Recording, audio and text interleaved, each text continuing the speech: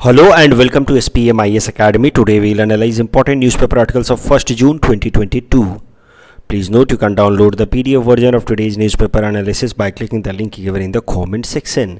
You can also join our WhatsApp group through the link given in the description section for more study materials. This is the list of the topics that we will be covering from today's newspaper.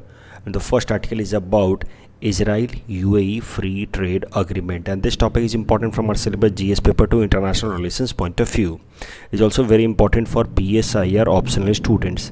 तो students वैसे तो ये काफ़ी छोटा सा article है जहाँ पे बताया गया है कि इज़राइल और UAE ने आपस में एक फ्री ट्रेड एग्रीमेंट साइन किया है, and this is how UAE has become a first Arab nation to have a free trade agreement with Israel. तो छोटा सा आर्टिकल है, लेकिन इस आर्टिकल की मदद से या इस आर्टिकल के बेसिस पे मैं वेस्ट एशिया की सारी जो पॉलिटिक्स है, जो डायनामिक्स है, वो डिस्कस करूँगा, ताकि आपका एक मेजर सेगमेंट जो जीएस पेपर 2 का इंटरनेशनल रिलेशंस का या PSIR का एक मेजर सेगमेंट यहीं कवर हो जाए. So it is going to be a long topic. देखते हैं, हर चीज़ में कवर करने की कोशिश करूँगा. तो सबसे पहले इज़राइल को देखते हैं. इज़राइल वेस्ट एशिया का एक कंट्री है, मेडिटेरियन सी से कोस्ट शेयर करता है. अगर इज़राइल देखा जाए तो it is a juice country, यानी कि जू कम्युनिटी के लोग रहते हैं, लेकिन it is surrounded by Islamic countries. बाकी जितने भी कंट्रीज हैं इसके आसपास में, चाहे सीरिया हो, लेबनान हो, जॉर्डन हो, इजिप्ट हो, या फिर सऊदी अरबिया, ये सब के सब इस्लामिक कंट्री हैं. तो ये जितने भी इस्लामिक कंट्रीज हैं, all of them maintained a kind of hostile relations with Israel except few. For example Jordan, Egypt, Turkey, इन्होंने इजराइल के साथ हॉस्टिलिटी को ख़त्म कर दी थी, इन्होंने डिप्लोमेटिक रिलेशंस इस्टेब्लिश कर लिया था. अदरवाइज़ बाकी सारे देश जो हैं इजराइल के साथ एक हॉस्टाइल रिलेशंस मेंटेन करते हैं. 2020 में जाकर के UAE ने इजराइल के साथ डिप्लोमेटिक रिलेशंस इस्टेब्लिश किया. उसके पहले तक UAE भी हॉस्टाइल रिलेशंस रखता था इजराइल के साथ. तो पूरी हिस्ट्री देखेंगे इस हॉस्टाइलिटी के पीछे की, क्या कारण है इजराइल से बाकी सारे देश इतना हॉस्टाइल रहते हैं, ये जो इस्लामिक कंट्रीज हैं. आखिर इन सारे इस्लामिक कंट्रीज़ के बीच में एक जूस कंट्री बना कैसे, वो सब कुछ देखेंगे. तो देखिए, ये जो एरिया है जहाँ पे आज इजराइल है, लगभग 3000 साल पहले यहाँ पे जूस कम्युनिटी या जूस ट्राइब के लोग रहते थे. And in 1300 BC they were settled in this area from Mediterranean reason. तो अलग अलग जगहों से आकर के यहाँ पे जूस कम्युनिटी के लोग सेटल हुए. But over a period of time these Jews were forced to move out. क्यों मूव आउट किए? क्योंकि अगर आप ये लैंड देखिए जहाँ पे इजराइल है, ये लैंड देखिए इजराइल है, तो ये इजराइल वाला जो लैंड जहाँ पे 3000 साल पहले जूस लोग रहते थे, ये एक ट्राई जंक्शन पे पड़ता है. ट्राई जंक्शन अफ्रीका को भी कनेक्ट करता है, यूरोप को भी कनेक्ट करता है, और एशिया को भी कनेक्ट करता है. और इसी कारण से तीनों साइड से रिपीटेड इन्वेजन होने लगे. अलग अलग जो इन्वेडर्स थे, Assyrians, Babylonians, पर्सियंस, Greeks, Romans, repeated invasion होने के कारण धीरे धीरे इजरायली जो जूस लोग थे यहाँ पे, they had to move out of this area because of continuous plundering by invasion from the three sides. और फाइनली जाकर के 17 AD में रोमन एम्पायर ने कम्प्लीटली इस एरिया को डिस्ट्रॉय करके अपने साथ इसको मिला लिया. रोमन एम्पायर ने इसका नाम रख दिया पैलेस्तीन. तब से इस रीजन को पैलेस्तीन नाम से जाना जाता है. So reason behind migrating out is the tri junction या geographical location of this area which is at tri junction of Asia, Africa and Europe. अभी 7th सेंचुरी के आसपास तो रोमन ने यहाँ पे इसको कैप्चर कर लिया था, लेकिन 7th सेंचुरी के आसपास इस रीजन में इस्लाम एज ए रिलीजन का जन्म हुआ. 7th 8th century, right, 7th century and then 8th century में स्टार्टेड बिकमिंग मोर पॉपुलर. और इस एरिया में फिर धीरे धीरे many Arab Muslims started to settle, क्योंकि सऊदी अरबिया में इस्लाम एज ए धर्म का, रिलीजन का स्टार्टिंग हुआ 7th सेंचुरी में. फिर धीरे धीरे इस एरिया के ज़्यादातर लोग इस्लाम में कन्वर्ट होने लगे और इस्लामिक लोग इस एरिया में सेटल होने लगे. पहले ऑलरेडी जूस लोग यहाँ से माइग्रेट आउट कर चुके थे और यहाँ पे इस्लामिक लोग सेटल होने लगे. तो इस एरिया में जो इस्लामिक लोग रहते हैं, ये जो पूरा एरिया है, आप देखो, इसको अरब एरिया कहते हैं, जैसे जॉर्डन या फिर सऊदी अरबिया, UAE. तो ये पूरा एरिया जो है, यहाँ पे अरबिक लोग रहते हैं, क्योंकि they speak a particular kind of language, Arabic language. They follow a particular kind of culture, जिसको हम लोग अरबिक कल्चर कहते हैं. तो अरबिक भाषा बोलने वाले जो मुस्लिम लोग इस लैंड पे रहना जिन्होंने शुरू किया, जो कभी जूस लोगों का लैंड हुआ करता था, उन लोगों को हमने पैलेस्टीनियंस कहना शुरू किया. So this is how the Palestine word came. Palestinians are Arab speaking Muslim people. तो इस्लाम का जन्म होने के बाद धीरे धीरे इस एरिया में Arab speaking Muslim people settle होने लगे and this is how this land was known as Palestines. फिर 16th सेंचुरी एडी में this area was captured by Ottoman empire. जो टर्की का सुल्तान था उसने इस एरिया में अपना किंगडम को एक्सटेंड कर दिया and this area was known as Ottoman empire. And you all must be knowing कि Ottoman empire collapsed during world war 1. आपको खिलाफत मूवमेंट जो इंडिया में शुरू हुआ था उसकी हिस्ट्री पता होगी. Because of disintegration of Ottoman empire only Khilafat movement started in India since the king of Ottoman empire was considered to be खलीफा, the supreme leader of all Islamic countries of the world. तो मुद्दा यह है कि एक वक्त यहाँ पे जूस रहते थे, फिर यहाँ पे रोमन का अंपायर आया, फिर 7th सेंचुरी में यहाँ पे इस्लामिक लोग ने अपना कंट्रोल जमा लिया, पैलेस्टीनियंस.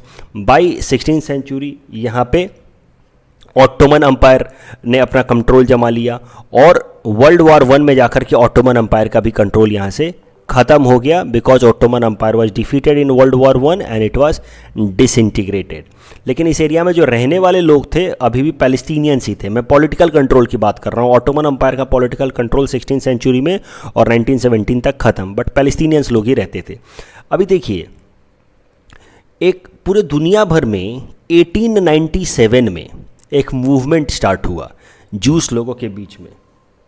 उस मूवमेंट को कहा जाता है ज़ायोनिज़्म. ये मूवमेंट स्टार्ट हुआ 1897 में बाई जूस लीडर जिसका नाम था थियोडर हर्जल. जैसा कि मैंने आपको बताया कि इजरायली जो ये जूस लोग थे ये दुनिया के अलग अलग कोनों में जाकर के सेटल हो गए थे because of repeated invasion on the from the 3 sides. तो ये लोग दुनिया के अलग अलग कोनों में जाकर के सेटल हो गए थे, जैसे यूएस, यूरोप एंड ऑल. अभी 1897 में एक जूस लीडर हैं थियोडर हेर्जल. इन्होंने ये मूवमेंट स्टार्ट किया Zionism, which means let us go back and settle to our ancestral land. कैसे, जैसे बूढ़े लोग हो रहे थे जूस कम्युनिटी के, उनके अंदर एक इच्छा हो रही थी कि हम जाकर के अपने उस ज़मीन पर रहेंगे जहाँ Jews as a community, as a tribe की बिगनिंग हुई थी. कैसे हिंदू धर्म में लोग चाहते हैं कि अंत के जीवन के अपने अंत के वक्त में हरिद्वार जाकर के रहें, बनारस जाकर रहें. इस्लाम कम्युनिटी के लोग मक्का मदीना जाना चाहते हैं. ठीक वैसे ही जूस लोगों के अंदर एक ये मूवमेंट स्टार्ट हुआ 1897 में कि let us go back and settle in our own place where Jews as a tribe और as a community began. So this is Zionism movement, a movement that encourages Jews to settle across, who were settled across the world, to come and settle in their own ancestral land and make it a Jewish state. And this movement, as I said, was started by this particular leader of Jews. ये movement 1897 से तो start हुआ लेकिन धीरे धीरे pick up करने लगा by 20th century. And Zionism movement became very popular during world war 1 after Balfour declaration. तो देखो हुआ क्या कि वर्ल्ड वॉर 1 लड़ी गई 1914 से लेकर के 1918 तक. और वर्ल्ड वॉर 1 के टाइम में एक साइड में ब्रिटेन फ्रांस थे, दूसरे टाइम में टर्की या Ottoman empire, Austria, Hungary, Germany, ये सब थे. तो ऑटोमन अम्पायर को हराने के लिए, ऑटोमन अम्पायर के खिलाफ सपोर्ट गैदर करने के लिए ब्रिटिशर्स ने एक प्रॉमिस किया दुनिया भर के जूस से. क्योंकि दुनिया भर में जो जूस अलग अलग जगहों पे जाके जो सेटल हुए थे, जनरली जूस जो हैं they are considered to be very productive and intelligent. So wherever they went in different parts of the world, maybe in US, Europe, वहाँ पे they became quite influential people. तो world war 1 के time में juice लोगों का support चाहिए था Britain को, उनका मटीरियल या इकोनॉमिक सपोर्ट चाहिए था ब्रिटेन को, क्योंकि रिच लोग थे दुनिया भर के अलग अलग जगहों पे, they are quite rich people. तो वर्ल्ड वॉर 1 जब चल रहा था तो 1917 में ब्रिटेन के फॉरेन सेक्रेटरी आर्थर बाल्फोर ने British juice community leader Lord Rothschild को एक ओपन लेटर लिखा. इस तरह का लेटर लिखा, देखिए ये भी dear lord Rothschild British leader थे लेकिन वो जूस कम्युनिटी को बिलोंग करते थे. और ब्रिटेन के फॉरेन सेक्रेटरी थे आर्थर बाल्फोर, उन्होंने डिक्लेरेशन लिखा, ऐसा ओपन लेटर लिखा जिसमें उन्होंने कहा कि अगर हमें जूस कम्युनिटी सपोर्ट करती है इन द वर्ल्ड वॉर 1 तो जीतने के बाद वर्ल्ड वॉर वन जीतने के बाद जो उनका एंसेस्ट्रल लैंड है ये वाला, वहाँ पे ब्रिटेन इंश्योर कराएगा कि जूस लोगों को रीसेटल कराया जाए और इसको एक जूस कंट्री बनाया जाए, यानी कि जो पैलेस्टीनियंस लोग यहाँ रह रहे हैं उनसे हटा करके कुछ एक पर्टिकुलर लैंड पे वापस से जूस लोगों की एक कंट्री अलग से बनाई जाएगी। This was Balfour declaration. As I said, in this letter he promised to set up a national home for Jewish people in Palestine। तो सरल सी बात भाषा में कहा जाए तो बाल्फोर डिक्लेरेशन में बाल्फोर साहब ने प्रॉमिस किया कि ये जो जायनिज़म मूवमेंट है इसको ब्रिटेन सपोर्ट करेगा और दुनिया भर के अलग अलग जूस को यहाँ ला करके ब्रिटेन खुद सेटल कराएगा अगर ब्रिटेन वर्ल्ड वॉर जीत जाता है तो, और अगर जूस लोग सपोर्ट कर देते हैं ब्रिटेन को during world war one then. तो ये था ऑटोमन एम्पायर। टर्की के साथ साथ ये वाला एरिया, इजराइल वाला एरिया ऑलरेडी ऑटोमन एम्पायर के साथ था। ये पूरा एरिया जो है ऑटोमन एम्पायर के अंतर्गत था। बात चल रही है इस लैंड की कि इस लैंड पे जूस लोगों के लिए अलग देश बनाया जाएगा जिसका नाम रखा जाएगा इजराइल। और ऑलरेडी यहाँ पे जो लोग रह रहे थे वो पैलेस्टीनियंस थे, जिनका मतलब है Arab speaking Islamic people. World war one के बाद क्या हुआ, टर्की तो हार गया, और टर्की हार गया तो फिर या ऑटोमन एम्पायर तो हार गया, तो ऑटोमन एम्पायर को डिसमेंबर कर दिया गया, डिसइंटीग्रेट कर दिया गया, यानी कि it was broken into different parts. As you can see republic of Turkey, Armenia, Kurdistan, French Syria, British Palestine. मुद्दा यह है कि ब्रिटेन ने क्या प्रॉमिस किया था कि हम अगर जीत जाएंगे बाल्फोर डिक्लेरेशन के हिसाब से तो इस एरिया में हम लोग Israel as a country establish कराएंगे, जूस लोगों के लिए सेपरेट कंट्री स्टैब्लिश कराएंगे, लेकिन ऐसा उन्होंने किया नहीं। They took control over this area and they made this area as a colony of Britain just like India was a colony of Britain at that time. So उन्होंने Balfour declaration में जो promise किया था उसको पूरा नहीं किया। This is the idea after world war one. लेकिन फिर आपको पता है इंटर वॉर पीरियड में Hitler came and there was again rise of Germany and that ultimately culminated into world war two that was fought between 1939 to 1945। World war two जब चल रहा था उस टाइम में यूएस ने फिर से इस तरह का प्रॉमिस किया जिस तरह का बाल्फोर डिक्लेरेशन किया गया था वर्ल्ड वॉर वन में यूके द्वारा। इस बार यूएस ने प्रॉमिस किया कि अगर हम जीत जाएंगे तो हम इजराइल के लिए या जूस लोगों के लिए एक अलग कंट्री इजराइल स्टैब्लिश करवाएंगे। और इस बार यूएस ने अपना कमिटमेंट पूरा किया। वर्ल्ड वॉर टू ख़त्म होने के बाद 1947 में एक रिजोल्यूशन पास किया गया यूनाइटेड नेशन के अंदर, रिजोल्यूशन नंबर 181। और इस रिजोल्यूशन के हिसाब से ये जो एरिया था जहाँ पे which was a British Palestine या British mandate till world war two, यहाँ पे फिर दो देश बनाने का ये प्रोविज़न रखा गया अंडर यूएन रिजोल्यूशन नंबर 181। तो इस तरह के कुछ कंडीशन था 1946 तक, यानी कि जो ग्रीन कलर से जो दिखाया गया है वहाँ पे पैलेस्टीनियन लोग रह रहे थे और ये वाइट कलर से जो दिखाया गया है यहाँ पे जूस कम्युनिटी के लोग रह रहे थे। मैंने आपको बताया कि जायोनिज्म मूवमेंट से इंस्पायर होकर के कई सारे जूस आकर के यहाँ पे छोटा छोटा ज़मीन खरीद करके प्लॉट खरीद करके रह रहे थे। But Israel as a country was not born.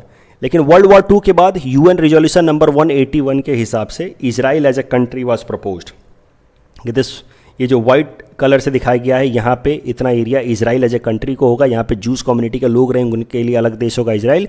Green colour से जो होगा जो दिखाया गया it will be country known as Palestine belonging to Palestinian Israel Arab speaking Islamic people.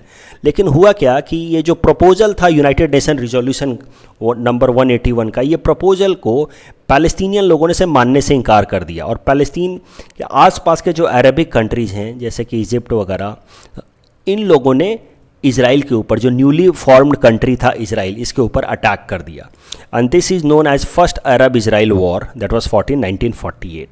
लेकिन अब ये इजराइल को पूरा यूएस का सपोर्ट मिला हुआ था, क्योंकि इजराइल जूस कम्युनिटी और यूएस के अंदर भी जूस कम्युनिटी काफ़ी पावरफुल हैं इकोनॉमिकली, और वो वहाँ पे पॉलिटी को कंट्रोल करते हैं because of their economic power. माना जाता है कि वहाँ के 10-12 जो रिच परिवार हैं जो पूरे के पूरे यूएस पॉलिटिक्स को कंट्रोल करते हैं, उसमें से 7 या 8 तो जूस फैमिली हैं। सो this is how US has a close ties with Israel. और न्यूली बॉर्न कंट्री इजराइल 1948 में because of US support it alone defeated all the Arab countries along who fought against it. And 1948 में it is Israel who defeated all the Arab countries and it acquired more territories from the Arab countries. तो propose किया गया था कि इतना Israel होगा इतना फ़लस्तीन होगा, लेकिन फर्स्ट अरब इजराइल वॉर के बाद इजराइल ने कुछ और एरिया कैप्चर कर लिया, ये सब एरिया भी कैप्चर कर लिया। Israel won the war and it captured more area. फिर से कुछ दिनों बाद 1967 में second Arab Israel was fought, उसमें भी इजराइल ने कुछ और एरिया कैप्चर कर लिया। तो इस तरीके से Israel is becoming more and more dominant. और मौजूदा टाइम में देखिए तो हालात ऐसे हैं, प्रपोजल कुछ ऐसा था, प्रपोजल से पहले कुछ इस तरह के हालात थे। 1947 में यूएन पार्टीशन प्लान के हिसाब से इस तरह कुछ इजराइल फ़लस्तीन होना चाहिए, लेकिन आज के टाइम में हालात कुछ ऐसे हैं, बहुत कम एरियाज़ में फ़लस्तीनियन लोग जो हैं सेक्लूडेड तरीके से, बहुत कम एरिया में फ़लस्तीनियन लोग जो हैं वो रहते हैं, while most of the territory is controlled by Israel। अगर आप देखा जाए तो पैलेस्टीनियन लोगों के लिए छोटी सी 2 टेरिटरी बस बची है, एक साइड यहाँ वेस्टर्न साइड में गाजा स्ट्रिप और यहाँ ईस्टर्न साइड में ये area west bank. These 2 small land portions are left with Palestinians people. अब करंट स्टेट क्या है अगर देखा जाए तो पैलेस्तीन या इजराइल दोनों एक दूसरे को कंट्री मानने से इनकार करते हैं। पैलेस्तीन और इजराइल का ठीक वैसा ही रिलेशन है जैसे चाइना और ताइवान का है। मैंने कुछ दिनों पहले चाइना और ताइवान बताया था।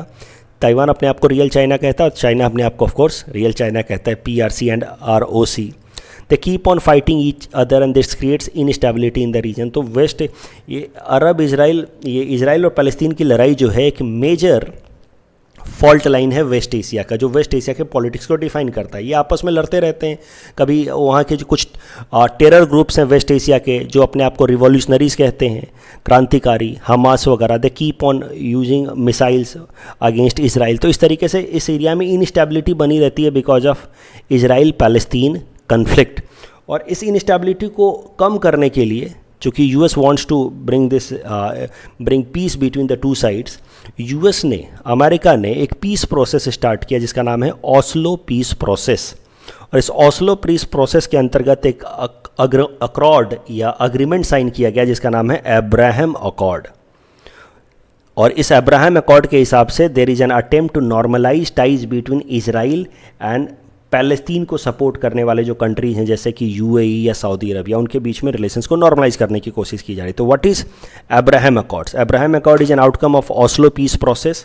और अब्राहम अकॉर्ड के हिसाब से Israel has signed a piece agreement with UAE। देखिए, अगर आप देखिए पूरा का पूरा वेस्ट एशिया, तो इसके मेजर एक तरफ इजराइल है, दूसरे तरफ अरबिक कंट्रीज हैं। अरबिक कंट्रीज में जो 2 मेजर कंट्री हैं वो हैं UAE और सऊदी अरबिया। अभी UAE ने नॉर्मलाइज कर लिया है टाइज सीधा सीधा इजराइल के साथ, लेकिन सऊदी अरबिया अभी भी वक्त ले रहा है क्योंकि Saudi Arabia is considered to be leader of Arab countries.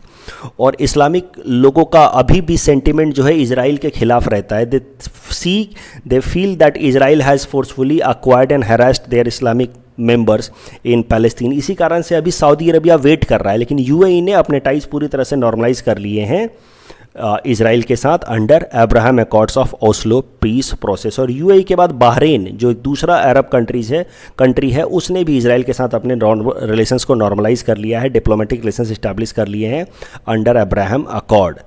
Current news इसी से रिलेटेड है। अब्राहम अकॉर्ड साइन हुआ जिसके मदद से UAE और इजराइल ने एक दूसरे को ऑफिशियल रिकॉग्निशन दिया कि ठीक है, वी इस्टेब्लिश और we identify each other as country. अब उसी अब्राहम अकॉर्ड को आगे ले जाते हुए Israel and UAE have signed a free trade agreement. और इस फ्री ट्रेड अग्रीमेंट की मदद से there will be establishment of tourism, direct flight, scientific cooperation, there will be full diplomatic ties between the 2 sides. अभी जो factors जिन कारण से ये UAE लगातार इजराइल के साथ अपने संबंध सुधार रहा है वो क्या है, एक एक करके देखते हैं। पहला, एम्बिशन ऑफ UAE। अब UAE जो है वो है तो इस्लामिक कंट्री, लेकिन अब वो रेडिकल या कंजर्वेटिव इस्लामिक सोसाइटी की तरह नहीं रहना चाहता। It wants to become a cosmopolitan, progressive, liberal society and liberal country, developing country. UAE को देखिए, कुछ दिनों पहले आपको पता होगा UAE सेंट मार्स मिशन जिसका नाम था होप मिशन। मतलब UAE is doing all sorts of thing which are somehow new for any Islamic country. UAE is taking up all progressive ideas. तो UAE अब वो नॉर्मल जो कंजर्वेटिव या radical Islamic countries करते हैं उससे अलग जा रहा है। और UAE इसी कारण से इजराइल के साथ अपने रिलेशंस इस्टेब्लिश कर रहा है क्योंकि उसको पता है कि इस पूरे रीजन में, वेस्ट एशिया में, अगर स्टेबिलिटी रखना है, ग्रोथ लाना है, प्रोग्रेस लाना है, तो इजराइल जो इस एरिया का, इस रीजन का मेजर कंट्री है, उसके साथ हमें अपने संबंध सुधारने होंगे। और दूसरा फैक्टर है अरब इजराइल और खासकर UAE और इजराइल के बीच में अच्छे संबंध का, वो है ईरान फैक्टर। तो अब पूरे वेस्ट एशिया की पॉलिटिक्स का मैं दूसरा इंपॉर्टेंट इशू बताने जा रहा हूँ। आज जैसे कि मैंने आपको कहा था कि पूरा का पूरा वेस्ट एशिया मैं आपको पढ़ा दूंगा। अगर आज के कोई इंपॉर्टेंट टॉपिक्स होंगे तो उसको कल ले लेंगे, लेकिन आज पूरा वेस्ट एशिया अच्छे से डिस्कस करते हैं। देखिए, वेस्ट एशिया की अगर पॉलिटिक्स देखी जाए तो मेनली वहाँ पे 3 चीज़ें आपको जाननी चाहिए। वेस्ट एशिया में देयर आर 3 रीजनल पावर्स, एक तो इजराइल ऑफ कोर्स, दूसरा सऊदी अरबिया, तीसरा ईरान, और तीनों एक दूसरे से हॉस्टाइल रिलेशंस रखते हैं। सऊदी अरबिया और ईरान के बीच में क्या प्रॉब्लम है? देखिए, सऊदी अरबिया और ईरान के बीच में जो कन्फ्लिक्ट है वो कल्चरल कन्फ्लिक्ट है। It is Siya Sunni sectarian conflict. Iran का कल्चर जो है वो पर्सियन कल्चर है, ये लोग फॉलो करते हैं सियाइट कल्चर या सिया सेक्ट को बिलोंग करते हैं इस्लाम के, जबकि सऊदी अरबिया का जो कल्चर है वो अरबिक कल्चर है and they follow the Sunni sect of Islam. इस कारण से इन दोनों के बीच में काफ़ी हॉस्टिलिटी रहती है। जबकि अगर सऊदी अरबिया और इजराइल का कन्फ्लिक्ट देखा जाए तो ये कन्फ्लिक्ट है because of Israel Palestine conflict, क्योंकि इजराइल जो है वो उसको एक आउटसाइडर इन्वेडर की तरह देखा जाता है, कोलोनियलिज्म की तरह देखा जाता है कि इसने फोर्सफुली अक्वायर कर लिया और जो पैलेस्टीनियन अरबिक लोग हैं उनके लैंड को ज़बरदस्ती छीन रहे हैं। That is why there is a conflict between Israel and Saudi Arabia and this is why Israel and Iran has conflict. वो भी ज़रा देखिए ईरान, पहले मैंने आपको ऑलरेडी बताया हुआ है कि इजराइल और यूएस के बहुत अच्छे संबंध हैं and the reason is the juice community, because US के अंदर juice community holds very influential position, जबकि ईरान और यूएस के संबंध काफ़ी ख़राब हैं and the reason is the cultural revolution in Iran that happened in 1971, right. अब कल्चरल रिवॉल्यूशन की बात कभी और करेंगे। ये सेगमेंट ऑफ वेस्ट एशिया का जो इंपॉर्टेंट डायमेंशन इसको मैं अभी के लिए छोड़ रहा हूँ, लेकिन इतना तो आप जानते हैं कि ईरान और यूएस के बीच में काफ़ी संबंध खराब हैं। काटसा लॉ एंड ऑल, ईरान के ऊपर कई सारे ट्रेड सैंक्शंस लगाए हैं यूएस ने। तो US factor is reason behind hostility between Israel and Iran. अब प्रेजेंट टाइम में हो क्या रहा है कि ये जो ग्रुप है, ये जो सऊदी अरबिया, यूएई, बहरीन वाला जो गैंग है, ठीक है, जो सुन्नी गैंग है, ये धीरे धीरे इजराइल के साथ टाइज़ को अपने नॉर्मलाइज कर रहा है। सऊदी अरबिया जो उनका लीडर है वो तो अभी डायरेक्टली नहीं जा रहा है, वो अभी वो सिचुएशन को असेस कर रहा है, लेकिन बाकी यूएई और बहरीन ने तो सीधे सीधे टाइज़ को नॉर्मलाइज कर लिए। तो आपको देखने को मिल सकता है कि पूरा का पूरा जो वेस्ट एशिया का पॉलिटिक्स है, it was earlier tripolar. Israel एक साइड में, ईरान एक साइड में, सऊदी अरबिया, यूएई, बहरीन अलग साइड में। अभी Israel, Saudi Arabia, UAE, Bahrain एक साथ होते हुए दिख रहे हैं under Abrahamic accord. So this West Asia politics is turning from tripolar to bipolar. Iran से सेग्रीगेट होता जा रहा है, ईरान जो है वो पूरी तरह से आइसोलेट होता जा रहा है वेस्ट एशिया में, जबकि ये दोनों ग्रुप जो हैं वो साथ आते जा रहे हैं, specially because of Abrahamic accords and Oslo peace process. अब इस पूरे डील का, ये जो पूरे डेवलपमेंट्स हो रहे हैं, इसका इंडिया के लिए क्या फ़ायदा क्या नुकसान, वो ज़रा देखिए सऊदी अरबिया ठीक है इंडिया के लिए एक इम्पॉर्टेंट कंट्री है कल्चरल टाइज़ के लिए, रेमिटेंस के लिए, लेकिन यूएई का इंडिया के लिए काफ़ी इंपॉर्टेंट रिलेशन है, सिग्निफिकेंस है ट्रेड को लेकर के, एफडीआई को लेकर के, और इजराइल डिफेंस में काफ़ी ज़्यादा पावरफुल है। तो इंडिया काफ़ी सारा डिफेंस इक्विपमेंट इंपोर्ट करता है। तो अब हम सोच रहे हैं कि यूएस और रसिया से अपना डिपेंडेंस को कम किया जाए और इजराइल से जो डिफेंस इंपोर्ट्स हैं उसको बढ़ाया जाए। तो और साथ ही साथ यूएई हमारे लिए अच्छा ट्रेड पार्टनर है।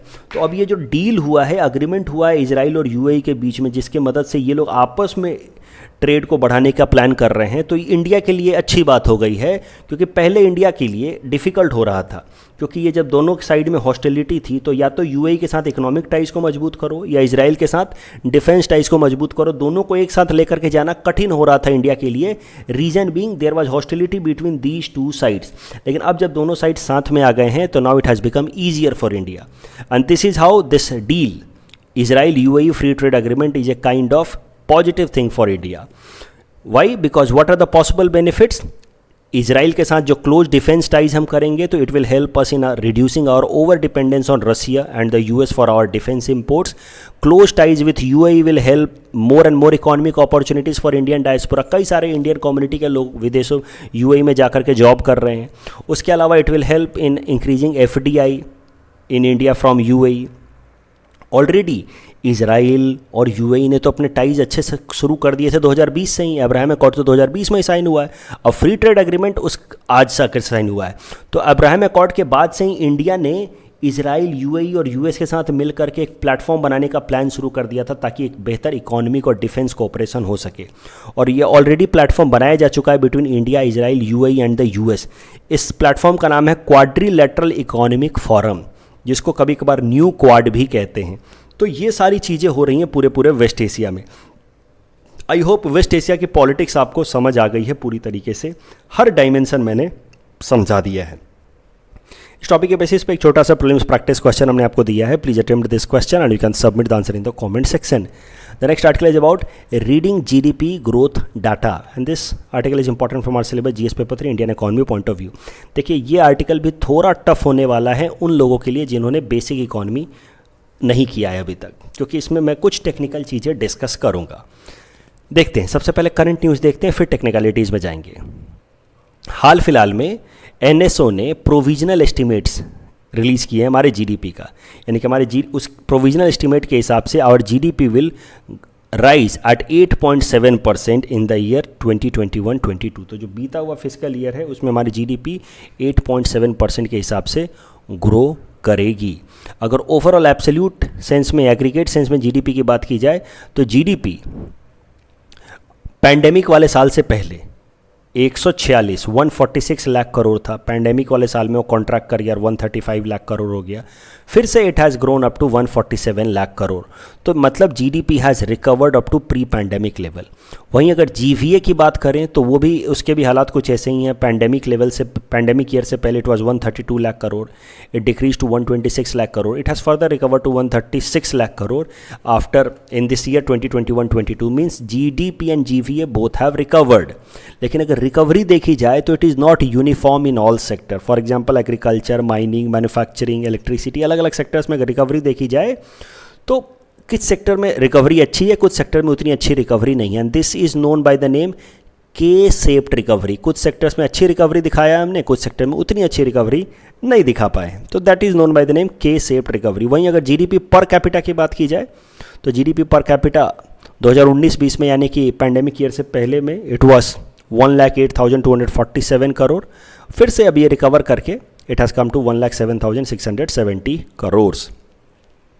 अब जरा बात करते हैं जीडीपी और जीवीए की। सबसे पहले तो डाटा देख लीजिए। अच्छा, उसके पहले भी ये समझ लीजिए कि हमारे देश की इनकम, कमाई, यानी इकोनॉमी को एस्टिमेट करने के दो तरीके हैं। GVA gross value addition and GDP gross domestic production. अभी डाटा देखते हैं, फिर दोनों के बीच का अंतर देखेंगे। अगर जीवीए की बात की जाए तो GVA will grow in the fiscal year 2021-22 by 8.1%. It had contracted in the pandemic year by 4.8%. GDP की बात की जाए तो it is expected to grow by rate of 8.7% in the fiscal year 2021-22. In the pandemic year it had contracted by 6.6%. अब ये data तो ठीक है, मुख्यतः में समझना है कि जीडीपी और जीवीए में अंतर क्या है। देखो, जीडीपी का तो मेन पर्पस यही निकालना है ना कि हमारे देश में कितना सामान बनाया गया, राइट। अब उसको निकालने का दो तरीका है। एक, हर इंसान ने जितना पैसा खर्च किया चीज़ों को खरीदने के लिए, राइट, वो हो गया। उस तरीके से भी निकाला जा सकता है जीडीपी। फॉर एग्जांपल, एक कोचिंग इंस्टीट्यूट है, हमारा ही कोचिंग इंस्टीट्यूट है, तो हमारा कोचिंग इंस्टीट्यूट ही बस एक अकेला ऐसा सेक्टर है, मान लीजिए पूरे इकॉनमी में अकेला एक सेक्टर है, तो उसका वो कितना जीडीपी कंट्रीब्यूट कर रहा है, कितना इनकम कर रहा है, उसको निकालने के दो तरीके हैं। स्टूडेंट्स ने जितनी फीस दी, एक तरीका वो है, यानी कि स्टूडेंट्स ने जितना एक्सपेंडिचर किया उसको निकाल लीजिए, या दूसरा हमारी कितनी कमाई हुई उसको निकाल लीजिए। दोनों मोर और लेस एक ही होगा, लेकिन दोनों में थोड़ा अंतर आएगा, टैक्स का या सब्सिडी का, that is different thing. Otherwise ये है मेनली अंतर जीडीपी और जीवीए का। मुद्दा ये है कि GDP provides the demand side, यानी कि लोगों ने कितना खर्च किया, हर इंसान का खर्चा जोड़ दीजिए, वो जीडीपी निकल आएगा। जबकि GVA is from the supply side, her company ने, हर ऑर्गेनाइजेशन ने कितना प्रोड्यूस किया उसका प्रोडक्शन जोड़ दीजिए, तो जीवीए है। अभी GDP calculates national income by adding up expenditures in the economy, हर इंसान ने कितना खर्च किया, money spend by different consumers. जबकि GVA calculates the national income by looking at the value added by each sector, हर सेक्टर ने कितना प्रोड्यूस किया, मनी अर्नड बाय प्रोड्यूसर्स। अभी जीवीए और जीडीपी में थोड़ा अंतर आ जाता है। जैसे देखिए, प्री पैंडेमिक वाले साल में जीडीपी वाज 146 लाख करोड़, जबकि जीवीए वाज 132 लाख करोड़। ये 14 लाख का अंतर क्यों पड़ रहा है? क्योंकि GDP is equal to GVA plus taxes by the government minus subsidy provided by the government. भाई आप मेरी जितनी कमाई हो रही है, राइट, मैंने आपसे जितना फीस लिया, उस फीस में हो सकता है कि कुछ टैक्स भी हो और मुझे हो सकता है सरकार कुछ सब्सिडी भी दे रही हो, इसलिए मैंने आपसे जितना फीस लिया और आपने मुझे जितना फीस दिया दोनों एग्जैक्टली बराबर हो ये ज़रूरी नहीं है। तो आपके लिए तो एक्सपेंडिचर तो हो गया, आपने मान लीजिए कि 10,000 फीस दिया तो वो तो आपके लिए एक्सपेंडिचर है, लेकिन हो सकता है कि मेरा कॉन्ट्रीब्यूशन 8,000 ही हो क्योंकि टैक्स में दे चुका हूँ 2,000 का। So this is how there is difference between GDP and GVA। मैं जल्दी जल्दी रिवाइज करा रहा हूँ, these things are to be studied in detail. ये वही स्टूडेंट समझ पा रहे होंगे अच्छे से जिन्होंने पहले से इसको पढ़ रखा है। अभी बात की जाए GVA की, ग्रॉस वैल्यू एडिशन की, तो it is calculated on the basis of factor cost. तो factor of production, land, labour, capital, entrepreneurship, ये तो आप जानते ही उन सबका अलग अलग कॉस्ट होता है, वेजेज, इंटरेस्ट, प्रॉफिट, रेंट।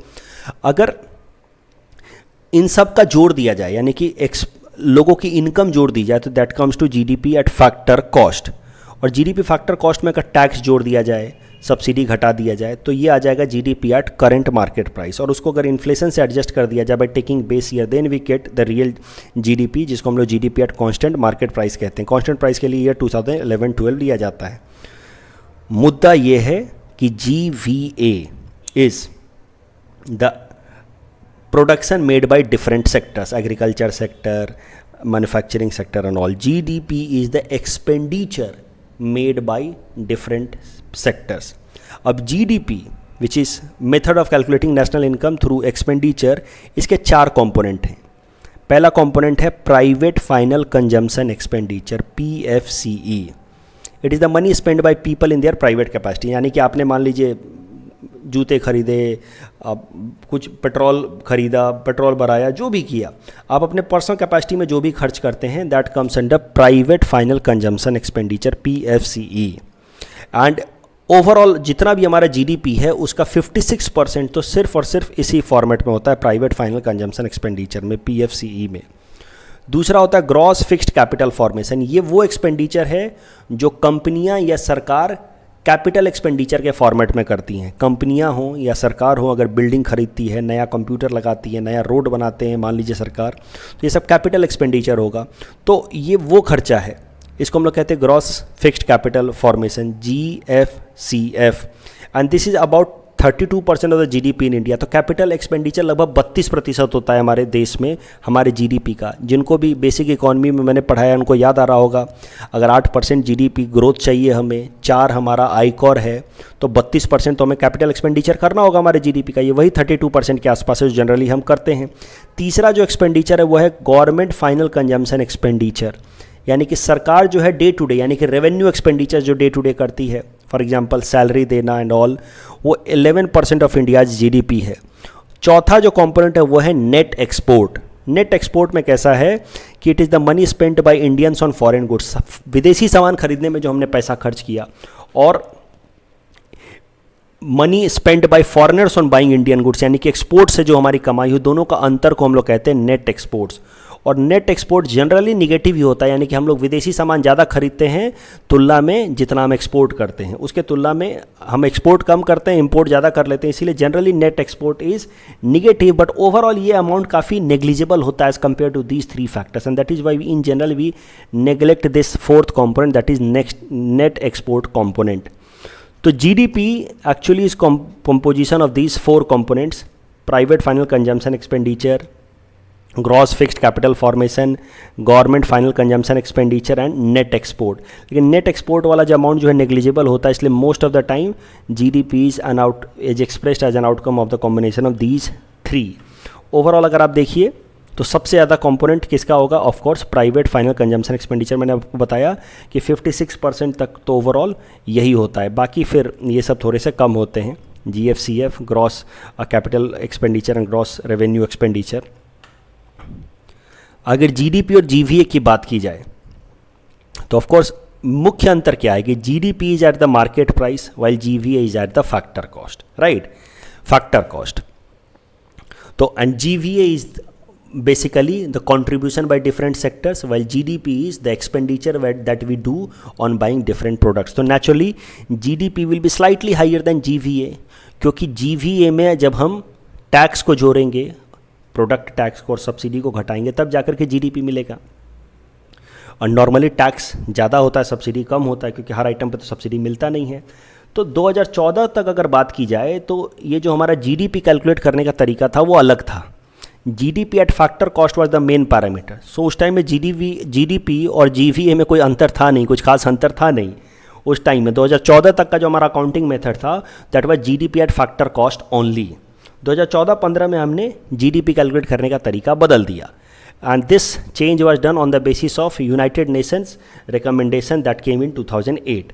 तो जो 2014-15 में हमने तरीका बदला जीडीपी कैलकुलेट करने का, उसमें दो चीज़ें बदली गई। सबसे पहले तो बेस ईयर को शिफ्ट किया गया फ्रॉम 2004-5 टू 2011-12।